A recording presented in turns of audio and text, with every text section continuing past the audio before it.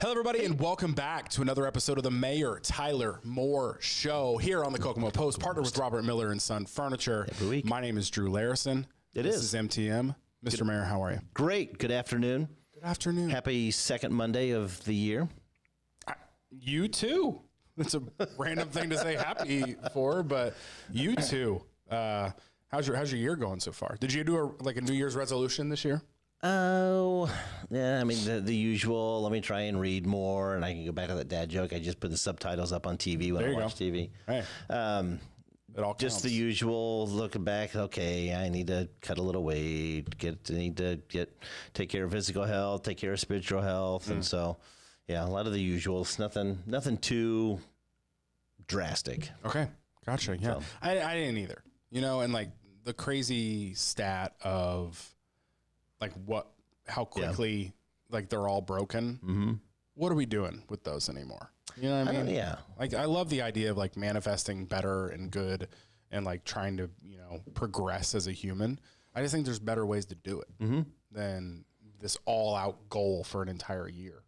Right. And, it's part of it too is just, I think folks saying, okay, it's a new year, a new start of this, whatever. And, without any real, I mean, there are some that give thought to it and probably plan and really work at it the entire year. But you're right. I mean, anything else, like they say, if you practice something long enough that it becomes, a habit or it becomes second nature. And so, a lot of those resolutions just roll into everyday life. And so gotcha. Kind of get over on. Well, if there's one thing I can probably and hopefully do in 2025, and it's to be more comfortable at home. Well, there you go. And there's a great place that'll help you do that, and it's Robert Miller and Son. Well, there you Furniture go. In here in Kokomo. Perfect. Shout out Robert Miller. They have been the partner of this show nearly since the beginning. So thank you to them. If you're looking for new furniture, if you're I think I said last week, if you've removed that Christmas tree from that living room, we did talk about that, and you've taken down some Christmas decorations, and you're suffering from oh, I want to get rid of everything in my home syndrome, which is real after you take down that Christmas tree. Head over to Robert Miller and Son. They've always got some great deals going on, great sales, as well as they are the exclusive retail partner in Howard County for Holder Mattress here in Kokomo. So shout out to Robert Miller for being the partner of this show. We deeply appreciate your partnership and all that you've done for Kokomo for Stop out close and to see 100 years now. Kokomo Mall Center. Absolutely. Kokomo Town Center. Town Center. Sorry to correct you. That's all right. No, I needed corrected. Gotcha. I'm used to calling it Kokomo Mall forever. Yeah, I know. So do you remember Kokomo Mall? Brady might remember this. Maybe not. I don't know. Those jumping fountains they used to have in Kokomo. Oh yeah, because I remember way back even before that when I think Dick Trott was the one that ran it. There was the hot dog stand on the inside because the Kokomo Mall, Kokomo Town Center, used to be an indoor mall. Yeah, I mean indoor mall. No, it used to be outdoor to where there wasn't a top. Oh. Yeah, there wasn't a top, so it was enclosed, and so that's why the hot dog stand was in the middle. That building's been through a lot. Yeah, it used to be open air with a little courtyard, as I understand. I mean, not since I've been alive, but I've heard people talk about that. That's why that hot dog stand was in the middle of it. I didn't know that. So fascinating. Very cool. Look at that history lesson right here. Boom, love it. Okay, what's going on at City Hall this week? A little bit of not necessarily the calm before the storm, but the calm between the storms. I mean, obviously we got the snow last week that everybody thought we were going to get the weekend before. Yeah. And, kudos to our street department and wastewater department. They tag team on snow removal on primary, secondaries, tertiaries. And cul-de-sacs. But then also highway department as well, tag teaming, the roads that are on the outskirts of city limits. But they do a great job with the county roads as well, especially when there's winds and such. So we appreciate everybody's patience as they got to them. I mean, I saw our trucks out this afternoon laying the brine, so the antifreeze, if you will, the natural antifreeze that the city of Kokomo mixes themselves to drop to help pre-treat something before the streets before a freeze would come. So that kind of led me to believe that they had thumbed through the Farmer's Almanac and knew there was going to be some adverse weather coming. So just bearing down on the hatches on that and, getting, again, nice little slow start to the year. I think the street department killed it with this snow. Now, good to hear. The snow fell quick. It was here out of the middle of nowhere.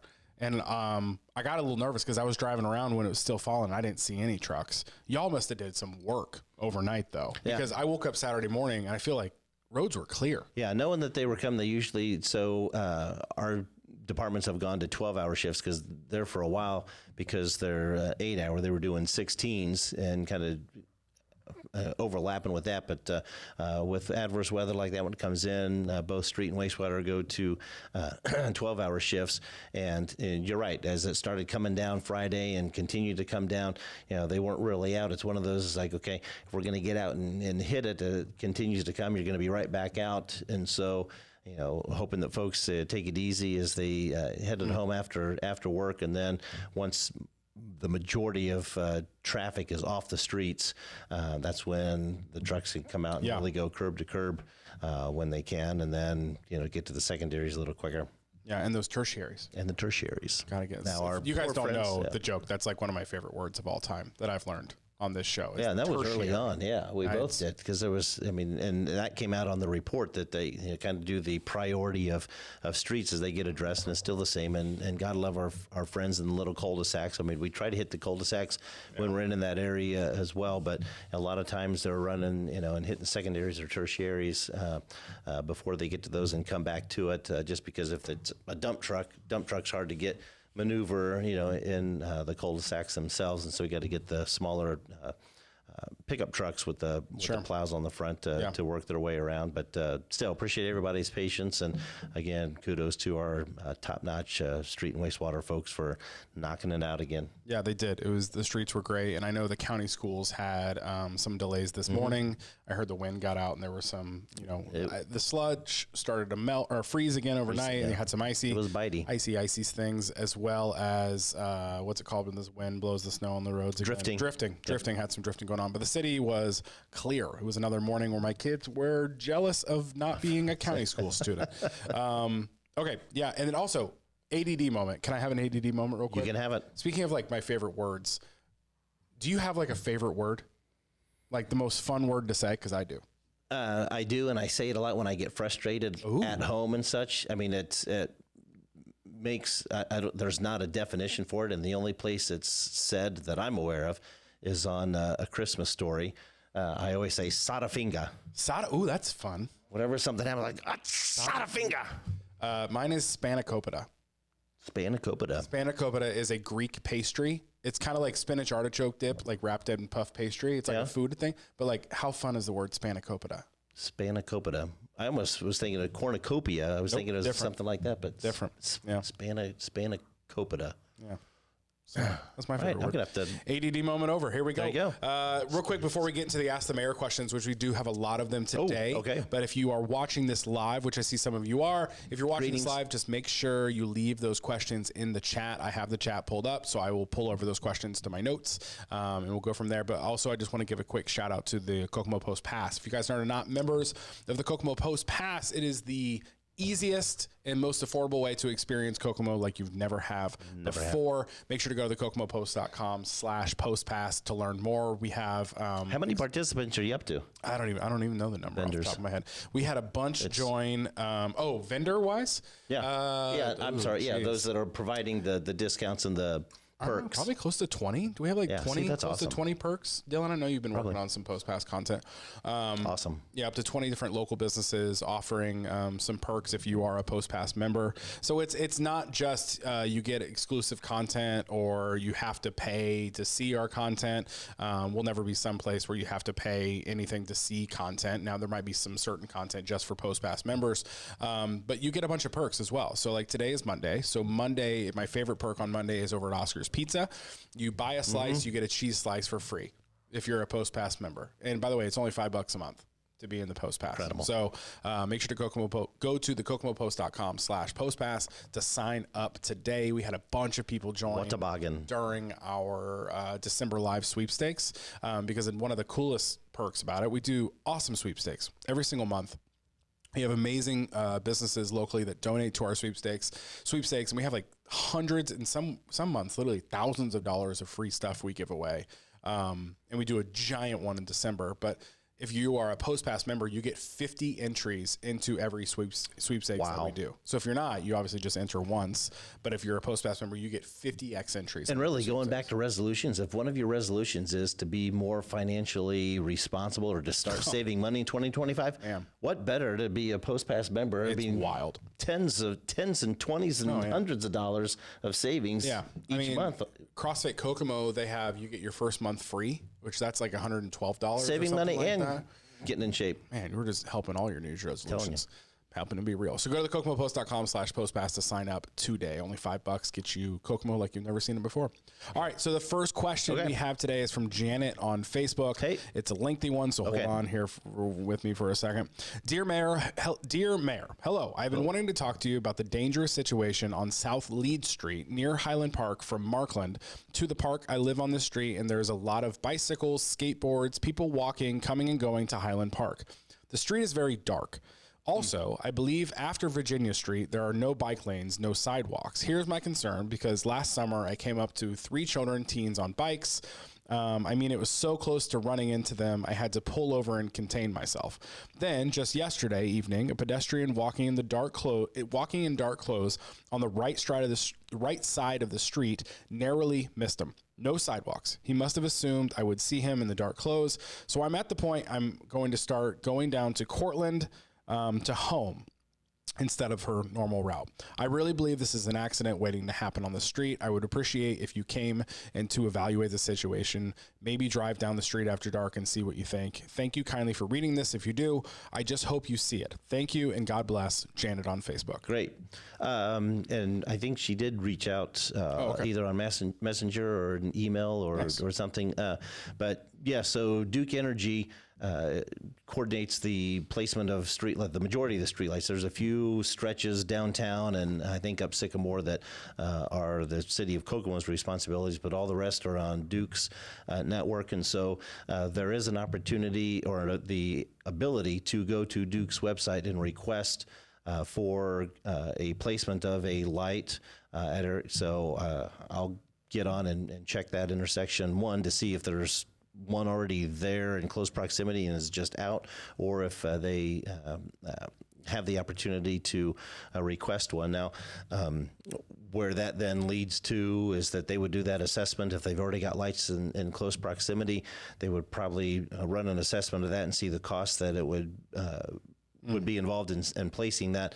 But at the same time, just like in Indian Heights, they would need to get an easement from that property owner in order to place the pole. They just can't randomly and willy-nilly place a pole wherever they want, which again is where we're struggling with getting the last handful of streetlights in Indian Heights done. So that would be something that they would take into consideration and do. So I'll definitely get on their website, see if there's a light there or already one that needs repaired, or if there's a chance or opportunity to request one, and see what they would come up with. But sidewalks kind of the same way. If there's already sidewalks close by, it'd be a matter of looking into the possibility and cost involved with getting easements in order to do that, or extend bike lanes. So definitely check it out. It was Leeds and where? Leeds Street near Highland Park, from Markland to the park. Got it. And Virginia Street as well. So around Leeds and Virginia. Okay. Also, before I move on, shout out Janet. To take the time to care about like a safety concern that might be, pun intended, in the dark, when it comes to the city being aware of it. And sorry, you've had some pretty terrifying experiences, I guess, driving there. Or witnessed, and could have, or seen it and things like that. Shout out you for leaving this comment, because that's kind of one of the main reasons we do this show. Is it's a avenue to communicate with City Hall that maybe you don't, have otherwise. And love it. Thank you for that, Janet. Appreciate it. All right. Next question is from Gail on Facebook. Why do we not have more flashing stoplights at night, especially the one at Lincoln and Albright and all the ones on Markland between 931 and Washington? I'm wondering why more people aren't asking questions. Oh, well, this is a comment. So we've started calling for questions on the public group Kokomo Chatter which sometimes becomes I'll leave my comment to myself, of the internet. So she said, I'm wondering also why more people aren't asking questions with all the belly aching about our city that happens on this page. So she's basically saying, why are we not getting more flashing stoplights at night? At night. So like over in the I'm assuming early hours, the wee hours of the night where there's not a whole lot of traffic. Correct. That you got to sit and wait. I would, that's a good question. I can check in to see if there's legalities behind that.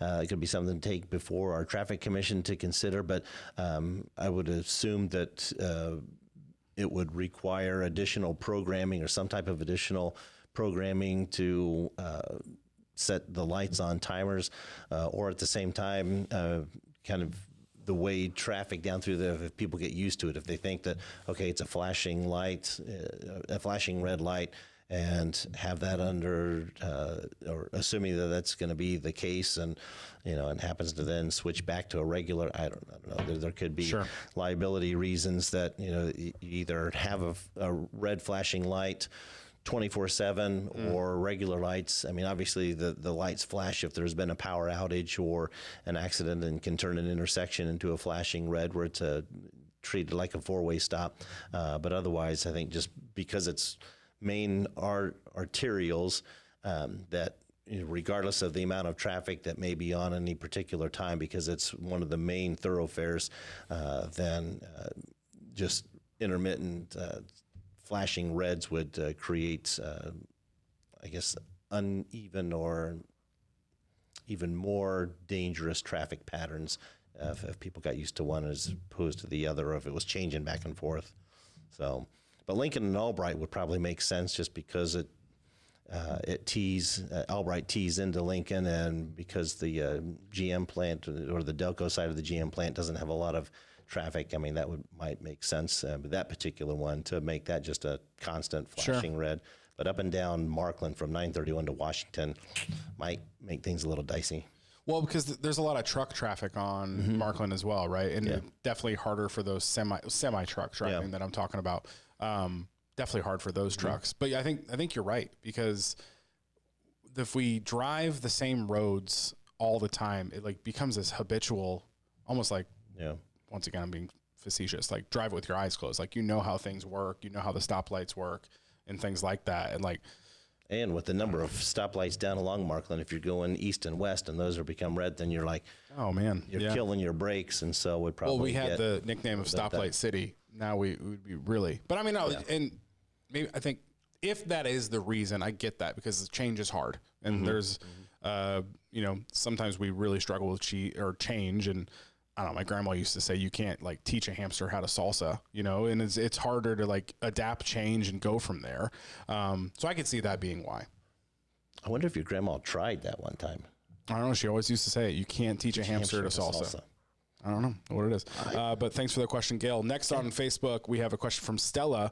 All the roads are horrible. Yes, they are. Which is it? Oh, my gosh. Do you hit a car and avoid the gigantic holes, or hit the holes? Stella on Facebook wants to know.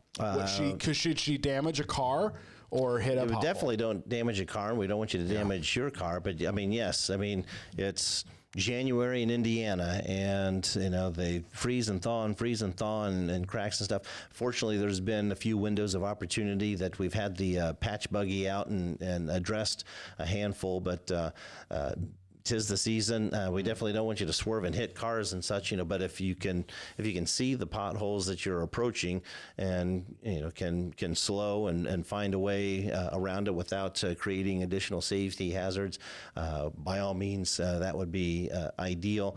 If it comes up on you right away and there's no escape, then it's unfortunate. But definitely, if you see them again, because those windows of opportunity do present themselves, and the cold patch buggies are usually fired up, when we again have those windows of opportunity. So if you see one and are able to avoid it and can call in and identify it, we can get something out there and get it filled. Gotcha. Okay. Next question is from Eric on Facebook. Also, something we've heard quite a bit. Bring back the ambulance.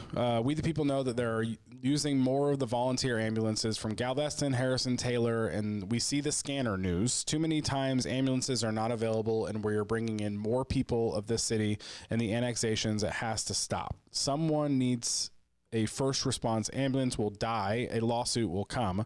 So Kokomo isn't safe. Last two mayors did this, started with Matt McKillop, I'm guessing he's referencing. Right. This is a conversation we've had before. I mean, fortunately, when you're watching the scanner page and such, when it says there's no medics available, that doesn't mean that there's not first responders tending to those. It just means that when the fire department, which all of our firefighters are EMT certified, they're administering, is just when they need a particular medic, it means that there needs to be transport. So there's been attention given, and they need to then transport that individual from that scene, to one of the hospitals. Unfortunately, as reports have shown, and as people have mentioned in other outlets and such, a lot of people, because they may not have transportation, are using the ambulance service as kind of transportation if they need to get to the doctor for minor issues. But we do have a great volunteer ambulance service from our volunteer fire departments and outside. But I know that because the Kokomo Fire Department has an ambulance and it is ready to go, but we've said it, more than once. We're not bringing it back on purpose because we don't feel that there's a need. Yeah. If we bring the ambulance back, we need to staff it, which means we need 8 more firefighters. And right now, because of the hiring practices of before we took office, and then as we've been fighting since then, because we've hired, I think, close to 42 firefighters since 2020, but because of age and retirements and such, just as many have left. I mean, so we're down by, and they're already, according to National Firefighter Protection, I think that's what the NFP 17 standards suggest, with the number of firefighters that they recommend be on trucks. We're still short getting our trucks and engines properly staffed according to those standards. And so in order to staff an ambulance at this time, we would have to pull firefighters. We'd have to take an engine or truck out of commission and put it directly on that ambulance in order to staff that.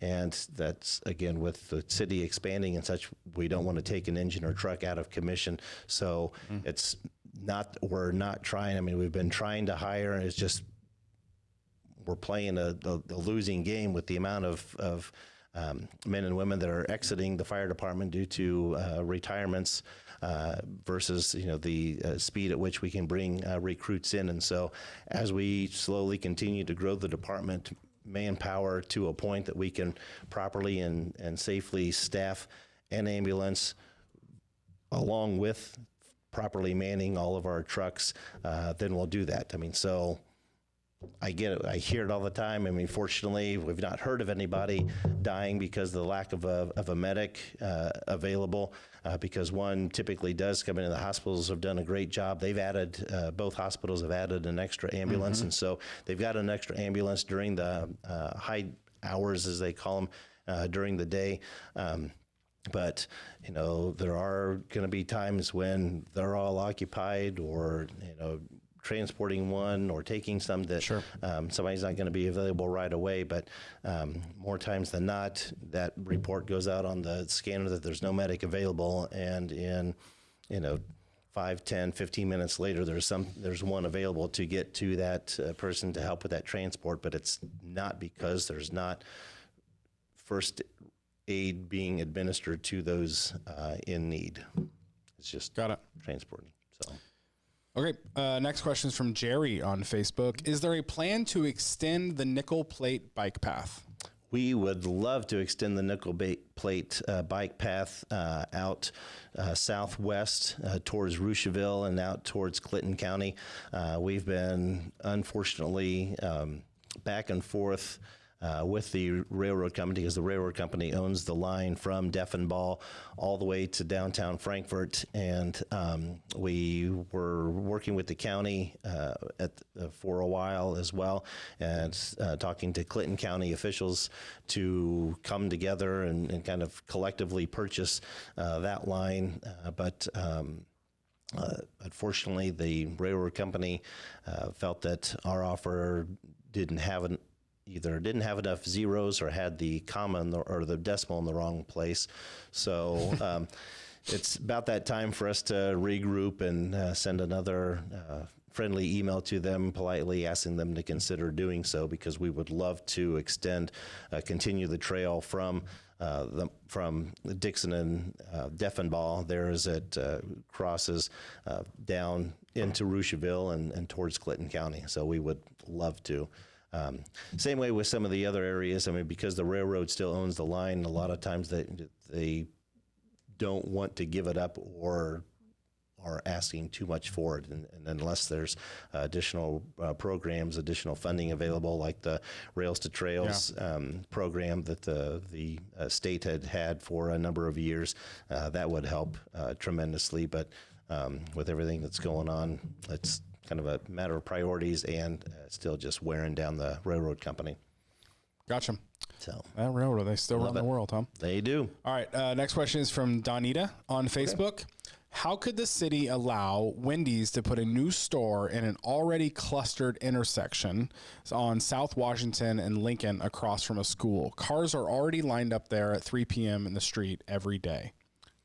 Interesting topic. Mm-hmm. So Wendy's on South of Fountain, right? They've been there forever.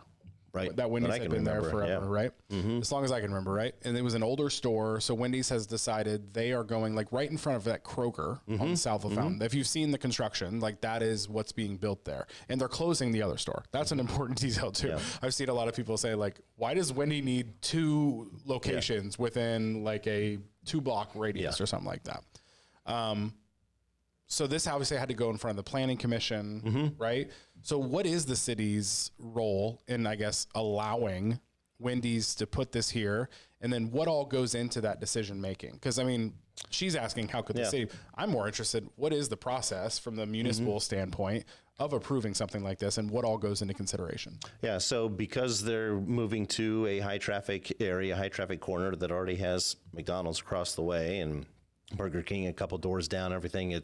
We've joked, 31's becoming the chicken corridor as well. But similarly, it's obviously it fits more into their market plan, but that corner lot there, believe it or not, there used to be a gas station there. And so the gas station has been gone forever. So it was a Christmas tree lot? It was a Christmas tree lot, yeah. So what goes into to prevent, I guess, too much traffic? A lot of the traffic in and out, there's not going to be cuts, road cuts, where people can come, right out into that close to the intersection. They'll still have to go probably in the existing cut in order to get into Wendy's and maneuver on the parcel itself, and then come back out to either of the already cuts that are in place. And so when she says that cars are lined up at 3 o'clock is to pick up the kids, hopefully that's on that corner, and they're kind of in the lot there. So I think, and part of what goes into that is that once Wendy's submits their development plan, their site plan, then it goes before not just the MAP committee for the Planning Commission, but also to the Planning Commission itself. And one of the members is the city, the director of engineering or the city engineer. And so they look at that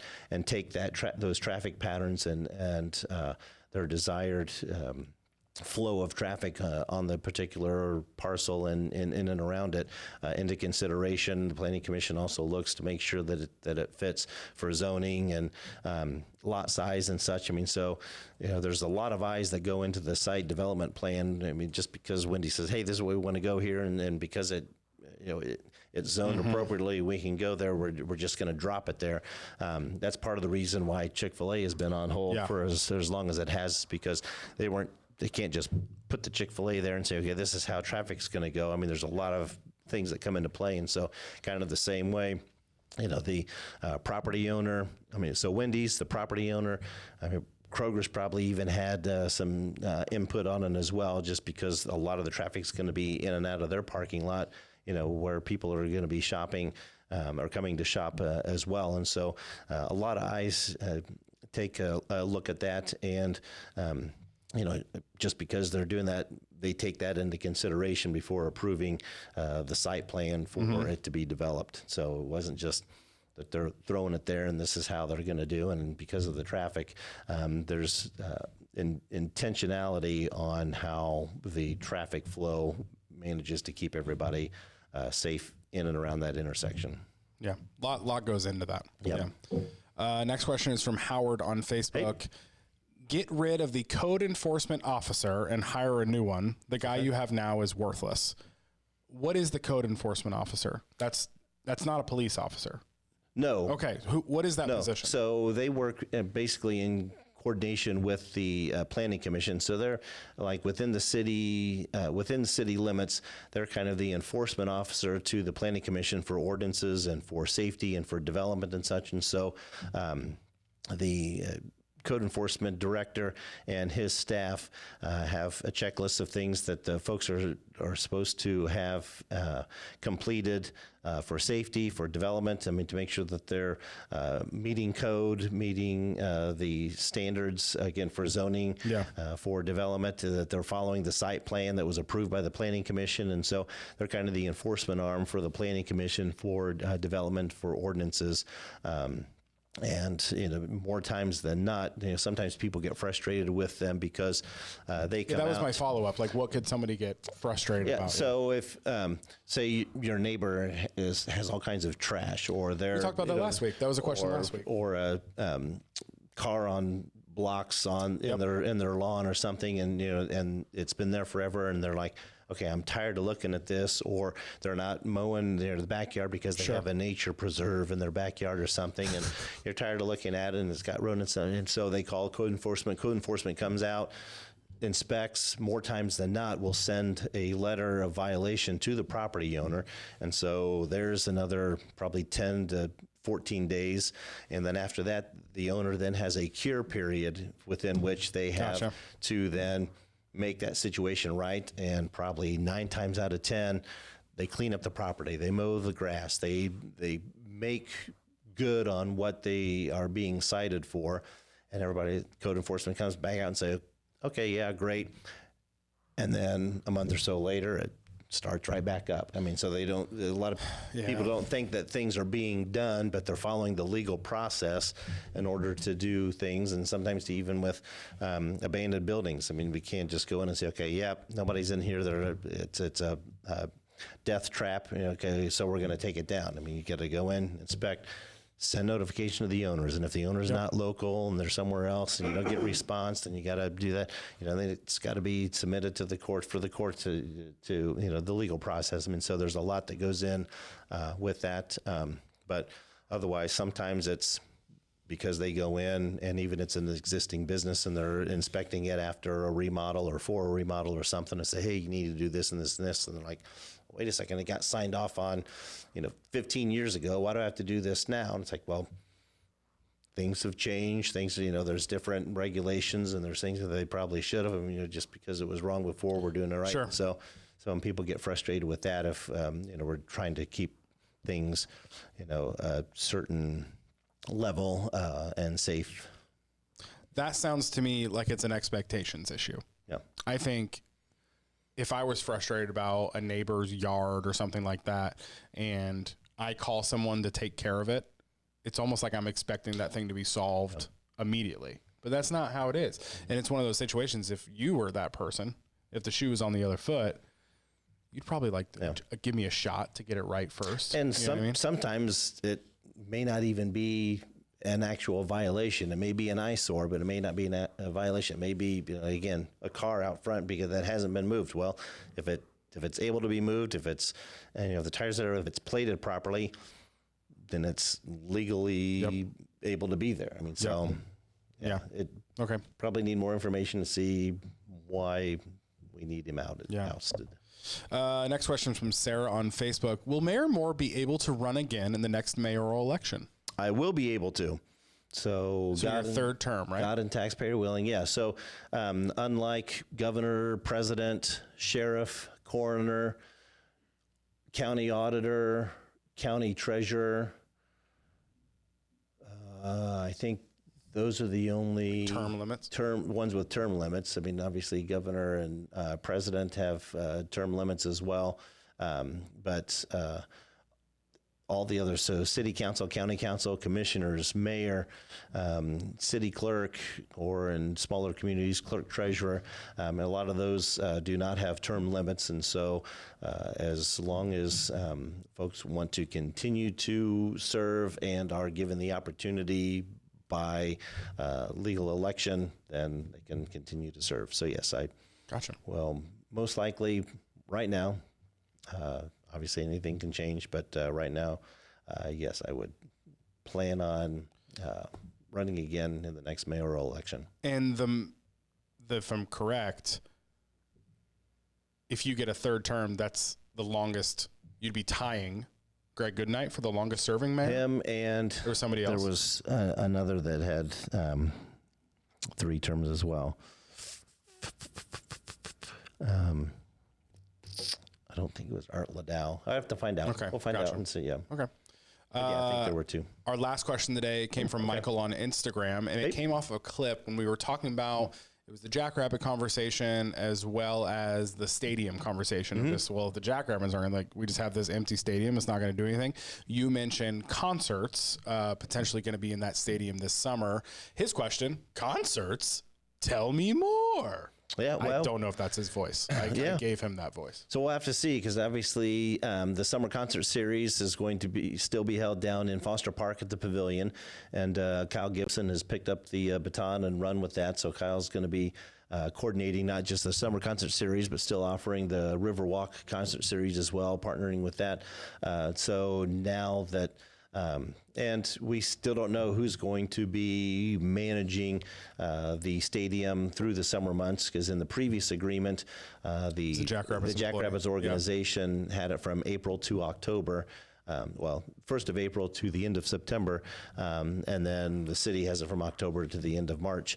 So we still have yet for that decision to be made if the agreement has been extended or such. But we've already started to start giving thought to what can be done, because the stadium's not going to sit idle, whether or not it's the Jackrabbit organization or if it's the city of Kokomo by way of the Parks Department.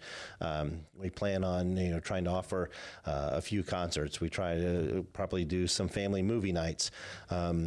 Maybe with some fireworks, just like the big games with the Jackrabbits. There's going to be a college baseball tournament or 2 that'll be played down there. Kokomo High School and IUK Cougars are going to still be using it as their home field. We may very well offer it to our local Cubs organization, that some of our local teams that are playing out at Championship Park have an opportunity for a game or 2 during their season to play at Municipal Stadium.